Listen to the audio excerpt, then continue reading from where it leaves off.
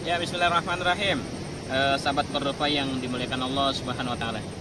Salawat dan salam tersurahkan kepada junjungan kita, uswah kita Rasulullah sallallahu alaihi wasallam. Sehat itu bisa dilihat dari mana coba? Jadi kita kalau pengen ngecek badan kita sehat atau tidak, itu harus bisa melihat 4 pembuangan kotoran kita, 4 pembuangan oksidan kita. Jadi tempat pembuangan itu sebenarnya cuma 2 ya. Kalau kita kan taunya 2 yang di bawah tempat pembuangan. Ada feses, ada kencing. Nah, pembuangan itu ada 4 ya. 4 pembuangan yang harus kita perhatikan. Pertama, pembuangan badan kita yang pertama, pembuangan oksidan ya dalam tubuh kita yang pertama adalah keringat. Ya. Jadi kalau kita mau ngelihat badan kita ini sehat atau enggak sih gitu, nggak usah perlu cek ke dokter lah. Ya, nggak perlu dicek ke dokter, nanti malah kebanyakan angka nanti, angka yang tidak normal, angka yang abnormal. Disuapin ya. Ya ini kita habis nanjak nyampe ke atas, jadi harus ada energi cau. Karena cau itu salah satu sumber bawaan yang di sumber energi.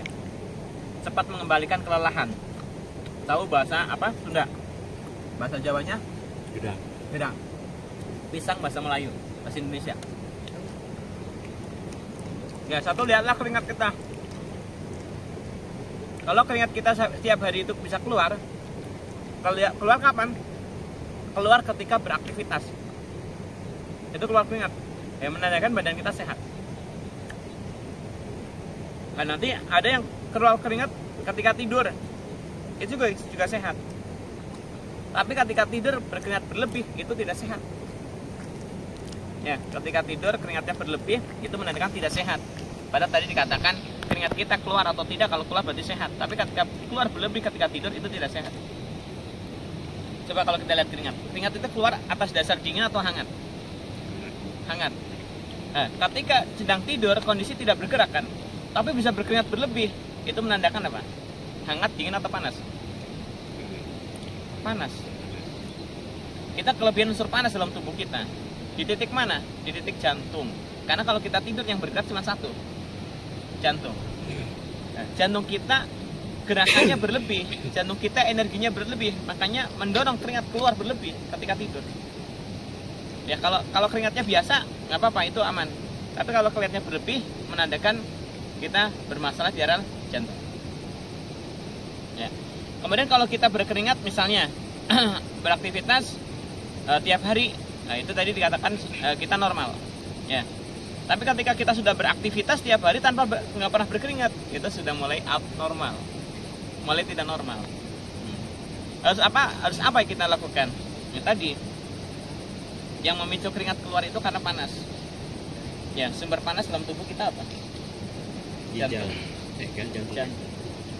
Elemen api.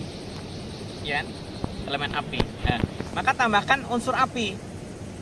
Unsur apinya dalam tubuh kita yang menghangatkan jantung, bukan memanaskan jantung ya, yang menghangatkan jantung. Itu beda antara hangat dengan panas. Nanti itu harus dikaji luas loh. Ya, hangatkan jantungnya dengan nutrisi yang hangat. Ketika kita sudah beraktivitas tapi tidak pernah berkeluar keringat, sudah lari tapi tidak berkeluar keringat, sudah bekerja keras tapi tidak berkeluar keringat, dingin aja badan itu. Nah, itu nanti tanda-tandanya apa? Kaki itu pada baal. Baal itu apa? Bahasa Sunda. Kalau bahasa begini apa? Gapeh, bahasa Jawa. Gapeh. Tebal mungkin ya. Kebas. Nah, itu tandanya biasanya kaki udah mulai kebas-kebas. Kenapa? Karena tidak pernah berkeringat ketika beraktivitas. Itu menandakan apa? Elemen api dalam tubuh kita itu dingin atau lemah.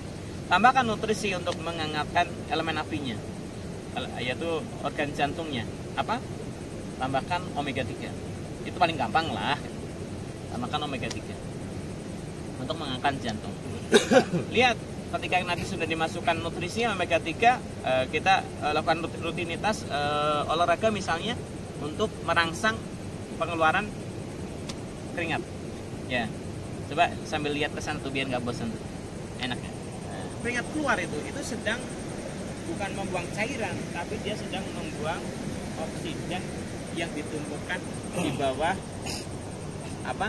Di bawah subkutis kita, dari kulit kita. Di sini banyak oksigen yang dibuang oleh darah. Jadi darah itu pertama membuang oksigen itu ke permukaan kulit, dan dibuang oleh keringat. Dan tiap hari. Nah, ketika sudah berhenti tidak berkeringat, maka yang terjadi apa?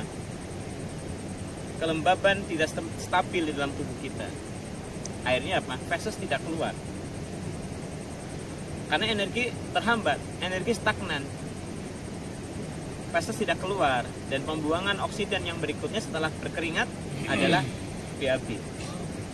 Kalau keringatnya lancar, biasanya BAB juga lancar. Yang disebut BAB lancar ya tiap pagi, antara jam coba jam 5 sampai jam 7. Itu adalah jadwal organ usus besar. Nah, ketika keringat sudah lancar, BAB sudah lancar. Tapi kalau ingat mampatnya kapan? Ketika sampai berbulan-bulan tidak pernah berkeringat, maka feses pun akan berhenti, akan tidak lancar. Mungkin bisa seminggu sekali, ya. Ada yang sebulan sekali, lebih parah. Enya badan makal tiap hari, makan tiap hari tapi BAB kurang gitu. Nah, itu yang jadi masalah. Nah, ini akan berefek ke pembuangan yang lain. Dari keringat tadi bermasalah, feses jadi bermasalah. Tapi kalau keringat itu lancar, feses pun lancar. Kalau dua-duanya ini lancar, yang lain juga akan lancar. Tapi kalau dua ini mampat, maka yang dua ke belakangnya pun akan mampat. Apa itu? Cairan. Cairan akan terhambat karena stagnan di area usus besar. Stagnan usus besar, di mana energi, kalau kita belajar TCM ya, energi vital kita itu mengalir dari usus besar ke lambung, bolak-balik di perut ini.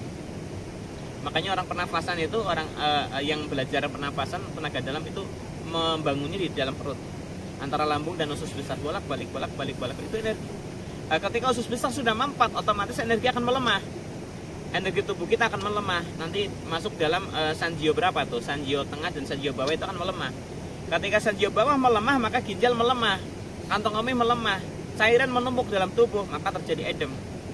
Nah, ketika terjadi edem, edem ini cairan inilah yang disebut dengan urium, itu menumpuk dalam tubuh, akan jadikan organ naik ke atas, yang bikin gangguan respirasi dalam tubuh kita. Pernafasan kita sesak, pernafasan kita pendek, gampang capek. Nah, ini pembuangan kedua, respirasi. Pembuangan keempat, respirasi. Sebelum tadi pembuangan ketiga lewat cairan. Pembuangan oksigen, pembuangan racun, pembuangan olahan tubuh dalam tubuh kita yang sudah terselesaikan harus dibuang.